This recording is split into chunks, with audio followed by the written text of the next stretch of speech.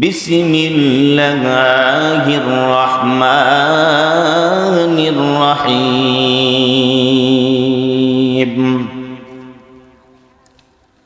فمن كان يرجو لقاء ربه فليعمل عملا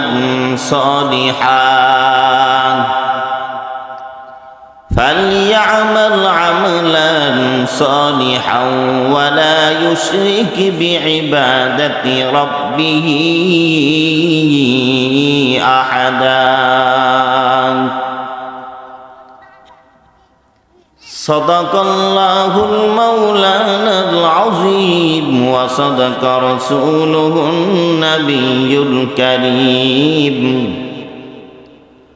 ونحن على ذلك من الشاهدين والشاكرين والحمد لله رب العالمين।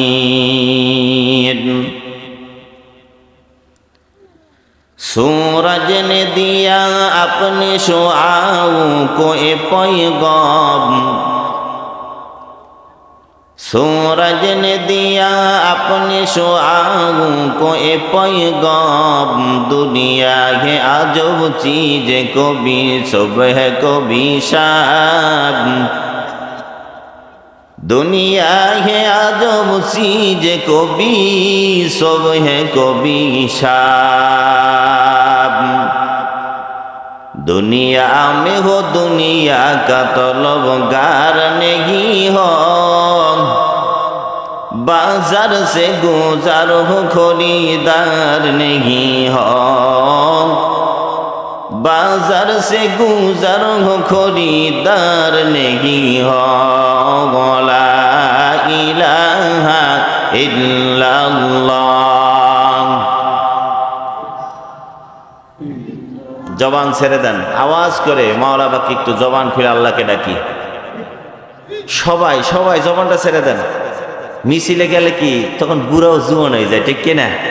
আল্লাহকে ডাকতে গেলে কি বুড়া ভাবদার লইব, তখন ইমানি জজবা দেখাইতে হবে, ভালোবাসা দেখাতে হবে আল্লাহকে, ঠিক কিনা? এই জবানটা দিছেন কে? তাই সেই জবানটা দিয়ে তারা একটু ডাকতে হয় না? তারে খুশি করতে হইব না? জবান খুলে আল্লাহ বাকি একটু ডাক দি। লা ইলাহা ইল্লাল্লাহ, লা ইলাহা ইল্লাল্লাহ।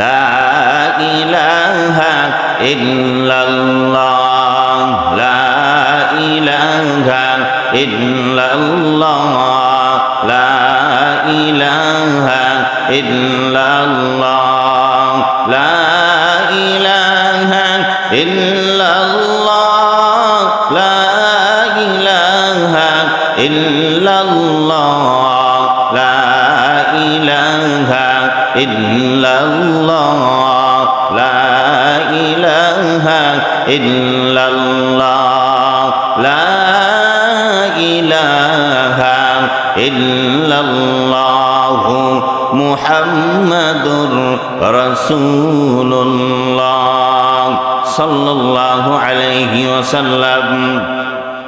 قالوا سبحانك لا علم لنا إلا ما علمتنا إنك أنت العليم الحكيم قال رب اشرح لي صدري ويسر لي أمري واحلل عقدة من لساني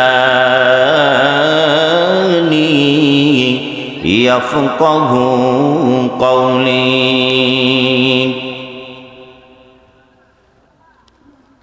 রহমতপুর কামরুন নাহার নুরানি হাফিজিয়া কওমি মাদ্রাসা ও এতিমখানার উদ্যোগে পঞ্চম বার্ষিকী ইসলামী মহাসম্মেলনের সম্মানিত সভাপতি, আজকের প্রধান আকর্ষণ বিশিষ্ট আলেমে দ্বীন, বিশিষ্ট ইসলামী চিন্তাবিদ জনাব হযরত মাওলানা মুফতি আবু সাঈদ হাফিজাহুল্লাহ দিগার হজরতে ওলামায়ে কেরাম,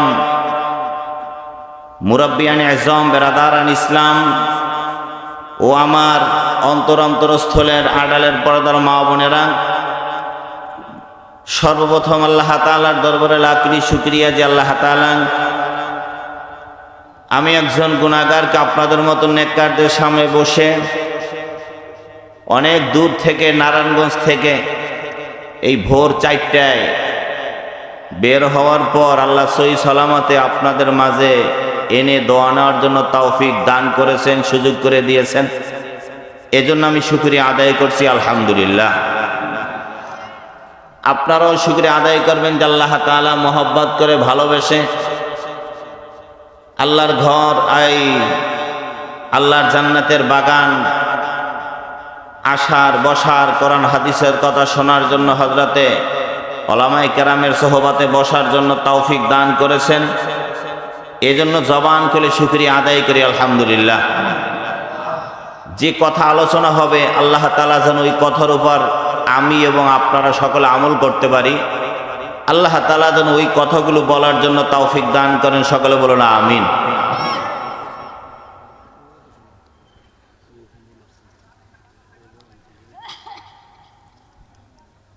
আসার সময় দেখলাম রাস্তায় অনেক ভাইয়েরা দাঁড়িয়ে আছে, গল্পগুজব করতেছি। আমার মায়েরা, এখানে আসার উদ্দেশ্য আল্লাহর রেজাবন্দি, আল্লাহর সন্তুষ্টি। কি বলেন? আমরা যদি পুরুষের মধ্যে গিয়ে ঘোরাঘুরি কেনাকাটা করি তাহলে সবের থেকে আরো গুনার হারটা বেড়ে যাবে, আল্লাহ আমাদের উপর নারাজ হয়ে যাবেন। এজন্য মা বোনদের প্রতি দৃষ্টি আকর্ষণ, আমরা দোকানপাটে ঘুরবো না আজকের জন্য অন্তত, কারণ এটা হলো শয়তানের আরেকটা ধোঁকা। যে আমলটু করবো ওই আমলটু নষ্ট হয়ে যাবে। আর এই ওয়াজ মাহফিল দেওয়ার উদ্দেশ্য বান্দার সাথে মাওলার সম্পর্ক গড়িয়ে দেওয়া। শুধু বাহাবা দিলাম, বক্তাও বাহাবা দিল, আপনারাও বাহাবা দিলেন, বাহ, যে লাউ সেই কদু, এরকম সারা দিন ওয়াজ নসিহত আরো যদি সিনার মধ্যে ভরে দেওয়া, এরপর মানুষ হেদায়েত হবে না। দেওয়ানেওয়ালারও হেদায়েত লাগবো, এখলাস লাগবো, বলনেওয়ালারও এখলাস লাগবে। যখন দুইটা এক হবে, নেগেটিভ পজিটিভ ঠিক মতন থাকবো, তখন বাতি জ্বলবে। এক জায়গায় দুইটা লাইগে গেলে বাতি বাস্ট হয়ে যাবে। কথা ঠিক কিনা? আমার অনেক মুরব্বী বাবার এখানে আছেন, যুবক ভাইয়েরা আছেন। আল্লাহ পাকের কাছে দুই শ্রেণীর লোক অনেক দামি। সেটা হলো কারা? দাড়ি পাকা মুরব্বীরা। সুবহানাল্লাহ বলুন না। আপনাদের কত দাম জানেন? আপনারা যদি হাতটা উঁচু করেন, আল্লাহ রসুল বলেন এই মুরব্বীরা, দাড়ি পাকারা যদি হাত উঠায়, সাহাবায়ে কেরামদেরকে আল্লাহ রসুল বলতেছে যে সাহাবীরা রে, ওমরকে বলো, ওমর, এই মুরব্বীরা যখন হাতটা উঁচু করে, আমার আল্লাহ এদেরকে খালি হাতে ফেরত দিতে লজ্জা বোধ করে। এত আস্তে, আরো জোরে। কত খুশখবরি আপনাদের জন্য। আর যে যুবক এই সময় মনে চায় তা গানের আড্ডায় বসে থাকতে, মোবাইলের আড্ডায় বসে থাকতে, নেশার আড্ডায় বসে থাকতে, ওই যুবক সব ছেড়ে দ্বীনের দাওয়াতে, কোরআনের আহ্বানে আগমন করেছেন। আল্লাহ পাক এই দুই শ্রেণীর লোক হাত উঁচু করলে আল্লাহ খালি হাতে ফেরত দেন না।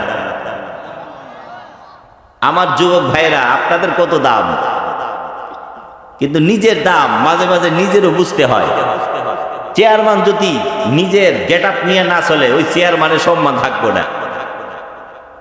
এই জন্য চেয়ারম্যানের নিজের সম্মান কিভাবে হয়, কিভাবে পাওয়া যায়, ওই গেট আপ নিয়ে তার চলাফেরা করতে হয়, ঠিক কিনা? আমরা আশরাফুল মাখলুকাত মানুষ, আমাদের কত পাওয়ার।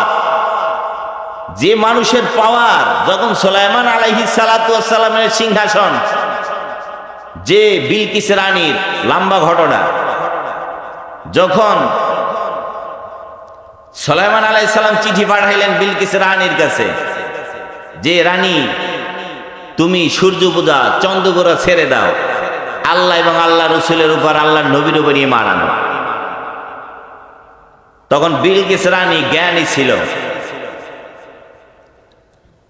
এই বিলকিস রানী চিন্তা করলেন আসলে সে আমার কাছে যে চিঠি পাঠালো এ সত্যিকার পয়গাম্বার কিনা, একে পরীক্ষা করার দরকার আছে। পরীক্ষা কিভাবে করব? বিলকিস রানী কিছু মন্ত্রী এদেরকে ডেকে বলল, নেও কিছু হাদিয়া নিয়ে যাও। হাদিয়া কি পাঠালেন? স্বর্ণের ইট। কিসের ইট? স্বর্ণ মুদ্রা দিয়ে পাঠাই দিল। সুলাইমান আলাইহিস সালামের কাছে খবর দিল হুদুদ পাখি, আবার জিন্নাত বলল যে পয়গম্বর বিলকিস রানী তো তার রাষ্ট্রদূত পাঠাইতেছে আপনাকে পরীক্ষা করার জন্য। সুলাইমান আলাইহিস সালাম জিনকে ডাকলো, জিন যে এই যে রাষ্ট্রদূত বিলকিস রানীর যে রাষ্ট্রদূত আসবো, ওরা যেখানে নামবো আমার এই সিংহাসন থেকে এই পর্যন্ত স্বর্ণ দিয়ে ঢালাই দিয়ে দাও। এত বাঁচতে আর একটু জোরে বাবারা, কি দিয়ে ঢালাই? এমন ভাবে ঢালাই দিবা, ফিনিশিং দিবা যেন বুঝতে পারে না এটা স্বর্ণ, পানি কালার দেখা যায়। শুধু ঢালাই এত দূর নয়, ওরা আসার পথে মাঝে মাঝে গরু ঘর দিবা, গরু ঘর, আর গরু ঘরের খুঁটিটাও দিবা স্বর্ণের, আর একটা দিবা ওটাও স্বর্ণের দিবা, গরু বেঁধে রাখো। তখন সুলাইমান আলাইহিস সালাম জিন্নাতের মাধ্যমে কথা না বলি, ভাই আপনারা কথা বললেন না, আওয়াজ করেন না বাবা, না আওয়াজ করেন না, কারণ আপনাদের আওয়াজ আসলে আমার যে আলোচনা নষ্ট হয়ে যাবে। কারণ যখন বক্তা আলোচনা করেন তার কোনো কথা বলার ক্ষমতা নাই। আল্লাহ পাক শ্রোতার যে কথার দ্বারা ভালো হবে, উপকার হবে, ওই কথা আল্লাহ এলহাম করেন সিনার মধ্যে, সুবহানাল্লাহ বলুন। আর বাহিরের আওয়াজ আসলে ওইটা নষ্ট হয়ে যায়। এই জন্য আমরা কথা বলবো না, বাচ্চারা কেউ কথা বলবো না, পারবো তো ইনশাআল্লাহ। যে যেখানে থাকি আমার মায়েরা, যুবক ভাইয়েরা, দিলটা এখানে লাগাই দিই, ব্যবসা করতেছি দিলটা দিকে লাগাই দিই, এখানে বসে আছে সব, আপনি ওই নিয়ত করলে এই সব পাবেন। ঘরের মধ্যে দরজা জানলা দিতেছি, যদি নিয়ত করি যে আমি জানলাটা দিলাম, যখন মুয়াজ্জিন সাহেব আল্লাহু আকবার বলে আজান দিব, আজানের আওয়াজটা আমার কানে শুনলে আমি মসজিদে যাব, কি বাতাস কি বন্ধ হবে? আলো বন্ধ হবে? নিয়ত করলেন, সব হইল সারা জিন্দেগি ওই ঘরে থাকবেন, আমল নামে নেকির সব পাইতে থাকবেন। ইন্নামাল আমালু বিন্নিয়াত, নিয়ত এমন বড় একটা দামি জিনিস, বুখারীর প্রথম হাদিস। এটা নিয়ত করতে হবে, আমি নিয়ত করলাম আল্লাহ এই জন্য, আলো বন্ধ হবে না, বাতাসও বন্ধ হবে না, বাহিরের কোনো জিনিস আসা বন্ধ হবে না, শুধু নিয়ত করলেন আল্লাহ এই জানলাটা দিছি এই জন্য আমি যেন মসজিদের আজানটা আমার কানে শুনতে পাই। কি ঘর কি নষ্ট হয়ে যাবো? না ঘরের জায়গায় ঘর থাকবো? তো বিলকিস রানী রাষ্ট্রদূত পাঠালেন, ওরা যেখানে নামলো আইসা দেখে হাই হাই, প্রথমে মনে করছে পানি কিনা, পাড়া দিয়ে দেখে না পানি না, তো এ তো স্বর্ণ, হেদের স্বর্ণ, আর এটা মিলে এলো, গিয়ে দেখতেছেন কি রে, এই স্বর্ণ দেখা ওই স্বর্ণগুলো ফালাই দিচ্ছে। আবার কত কিলোমিটার? 30 কিলোমিটার। সুলাইমান আলাইহিস সালাম একেবারে স্বর্ণ দিয়ে ঢালাই দিয়ে দিচ্ছে। আবার মাঝখানে গরু ঘর দিছে, ওরা আইসা দেখে গরুতে প্রসাব করে, পায়খানা করে। বিলকিস রানী কাছে যখন ওরা আবার ফেরত গেল, গিয়ে বলতেছে রানী, বলে কি? বলে যার কাছে যে কয়েকটা ইটা স্বর্ণের ইটা নিয়ে পাঠাইছো, হেদের দেশের গরু ওই স্বর্ণ প্রসাব এবং পায়খানা করে। সুবহানাল্লাহ। তখন বিলকিস রানী বুঝলো না, ইনি দুনিয়ার নয়, ইনি সত্যিকার আল্লাহর পয়গম্বর। বিলকিস রানী বলল, তাহলে আমার সরাসরি ওখানে তার সাথে সাক্ষাৎ করতে হবে। 7টা সিন্ধুকের মধ্যে তার সিংহাসন বন্ধ করলেন। লম্বা ঘটনা, তাফসীর আসছে। তখন ওখানে জিনও ছিল। সুলাইমান আলাইহিস সালাম বললেন, এই বিলকিসের সিংহাসনটা আমার বাম পাশে আইনে দিতে পারবা কি? জিনে বলল, পয়গম্বর উঠবেন আর এই 5 মিনিটের মধ্যে আমি আইনে দেব। বলে না, হবে না। একজন মানুষ ছিল, মানুষ বলল, যাদেরকে আল্লাহর ওলি বলা হয়, আল্লাহর খাস বান্দা আশরাফুল মাখলুকাত কাকে বলে এটা বুঝার জন্য এই ঘটনাটা বলার উদ্দেশ্য। আমার বাবারা, আপনারা কত দামি, আমরা কত দামি আল্লাহর কাছে, কিন্তু নিজের দাম নিজে না বোঝার কারণে এদের লাথি, এদের উষ্টা, এদের জুতা খাইতে দিতেছে। এই কথা বলো না, বুঝো না আমার কথা?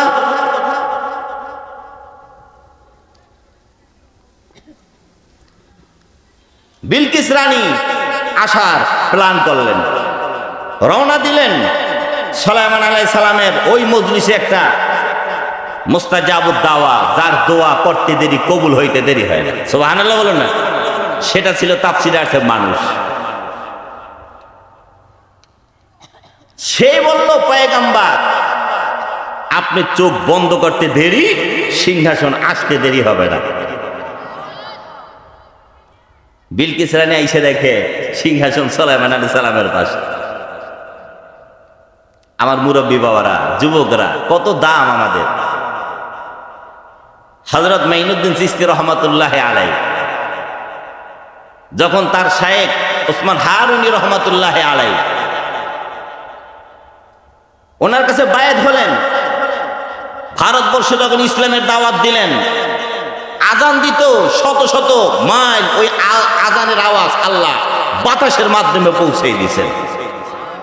যার হাতে লক্ষ লক্ষ হিন্দু ইসলাম ধর্ম গ্রহণ করেছেন, যিনি খাজা মাইনুদ্দিন চিশতি রহমাতুল্লাহ আলাইহি, নাম শোনেন না? যখন আফ্রিকার জঙ্গলে গেল, জঙ্গলে যাওয়ার পর খাজা মাইনুদ্দিন চিশতি রহমাতুল্লাহ আলাইহি দেখলেন যে আফ্রিকার জঙ্গলের পাশ দিয়া যখন গাছের কিনার দিয়া মানুষ যায়, গাছটা ফাঁক হয়ে যায়। কাছে গেলে মানুষটাকে গাছে গ্রাস করে নেয়। আবার কিছু দূর গিয়ে দেখে গাছের ফুল ফোটে, ফুলের কিনারে যখন পাখিরা যায়, পড়তে দেরি, ফুলে পাখি খাইতে দেরি হয় না। আবার কিছু দূর গিয়ে গেলেন, দেখলেন যে মানুষ সেজদায় পড়ে আছে, জঙ্গলে হিংস্র প্রাণী তাকে পাহারাদার করতেছে। মাইনুদ্দিন চিশতি রহমাতুল্লাহি আলাইহি চোখের পানি ছাইরা আল্লাহকে ডাক দিলেন, আল্লাহ কোন নীলা খেলা তুমি দেখাইলে গো মালিক, আমার বুঝে আসলো না। জঙ্গলে দেখলাম গাছে মানুষ খায়, ফুলে পাখি খায়, আয় আল্লাহ। আবার এসে দেখলাম যে হিংস্র প্রাণী মানুষ খায়, ওই হিংস্র প্রাণী আবার মানুষকে পাহারা দিতেছে। আল্লাহ আমার এটা বুঝে আসলো না। আল্লাহ পাক জানাই দিলেন, মাইনুদ্দিন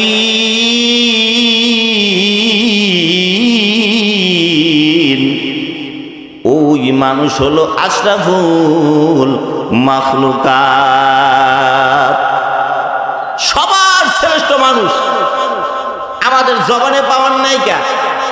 বাজার ঘুম থেকে উঠা স্ত্রীর কাছে প্রথমে মিথ্যা কথাটা আমি বলি, স্ত্রী স্বামীর কাছে মিথ্যা কথা, সন্তান বাপের কাছে মিথ্যা কথা, বাপ সন্তানের কাছে মিথ্যা কথা, সৎ কথাটা আমার জবান থেকে বের হয় না। এই যে জবানটা মায়ের গর্ভে ছিল, মায়ের গর্ভে থাকার পর আল্লাহ পাক জবানকে পবিত্র রাখছেন। আল্লাহ চাইলেন এই জবান দিয়ে মায়ের গর্ভের মধ্যে আল্লাহ খানা খাওয়াইতে পারতো না, কিন্তু মায়ের গর্ভে আল্লাহু আকবার, আপনার আমার নাভির সাথে মায়ের নাভির সাথে এক করে দিয়ে মাসিকের রাস্তা বন্ধ করে দিয়েছে। ওই রক্তটা আপনার আমার দেহের মধ্যে চলাচল করতো, ওই জায়গার মধ্যে আপনি আমি জীবিত ছিলাম।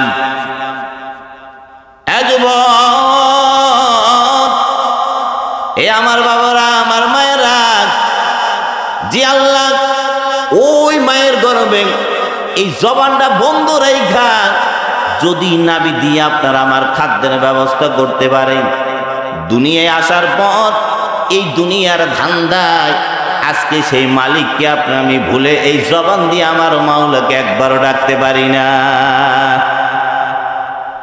জবান তো নষ্ট হয়ে গেছে, মিথ্যা সিথ্যা যত আজে বাজে গল্প সময় পাই, কিন্তু আল্লাহকে ডাকার একবারও সময় পাই না। সারা দেশে ওলামায়ে কেরাম বুজুর্গানে দ্বীন কত কষ্ট করে দিনের দাওয়াত দিতেছেন, মানুষের কাছে পৌঁছানোর উদ্দেশ্য একটা, আল্লাহ বল্লা বান্দাকে আল্লাহর সাথে বান্দার সাথে সম্পর্ক করে দেওয়া। এই মাদ্রাসাগুলো করার উদ্দেশ্য ওলামায়ে কেরাম চাইলে বাজান আপনার মতন ব্যবসা করতে পারে, সেও চাইলে শিল্পপতি হতে পারে না? কারণ আপনার যে মেধা তারও সেই মেধা, আপনার যে হাত তারও সেই হাত, আপনার দুইটা চক্ষু তারও দুইটা চক্ষু, আপনার দুইটা পা তারও দুইটা পা। তাহলে এই জায়গার মধ্যে থাকার তার দরকার কি? আর গাল ওর গালাগালি ওর বকাবাজি সই না। এই মাদ্রাসার মধ্যে পড়ে থাকে, সকালবেলা ওইটা ছেলেদেরকে বলে বাবা ওঠো বড় আলিফ বা তা সা, আবার গভীর রাত্রে ওইটা ওই বাচ্চাদেরকে, এলাকার সমস্ত মানুষগুলি ঘুমায়। আমার বাজানরা, আমার মায়েরা, মাদ্রাসার মধ্যে গিয়ে দেখবেন হেফখানার ছোট ছোট বাচ্চারা, যাদেরকে মা ঘরের মধ্যে চাদরের মধ্যে জড়াইয়া বুকের মধ্যে নিয়ে মা ঘুম পাড়ায়, বড় বাচ্চাদের গোড়াইকা দেয় না। কিন্তু এই মাসুম বাচ্চা উইঠা যখন নাকি আল্লাহ পাক রব্বুল আলামিনকে ডাকা শুরু করে দেয়, কোরআনের তেলাওয়াত শুরু করে দেয়, আল্লাহু আকবার, কোরআনের তেলাওয়াত শুরু করিয়ে দেয়, আর ওই বাচ্চারা কোরআন শরীফ পড়তে থাকে রে বাজান। কিন্তু এই সমস্ত মানুষগুলা চাইলে আজকে আপনার মতন ব্যবসা বড় বড় ব্যবসায়ী হতে পারে, আর একমাত্র কারণ হচ্ছে না সেইরা আজকে দিন লইয়া বইসা থাকার উদ্দেশ্য একটা। আল্লাহর নবী ফরমান আল উলামাউ মানা উম্মতি, হে উলামায়ে কেরাম আমার উম্মতদেরকে তোমাদের কাছে আমানত দিয়ে গেলাম। আপনারা বসেন, জিকির করি লা ইলাহা ইল্লাল্লাহ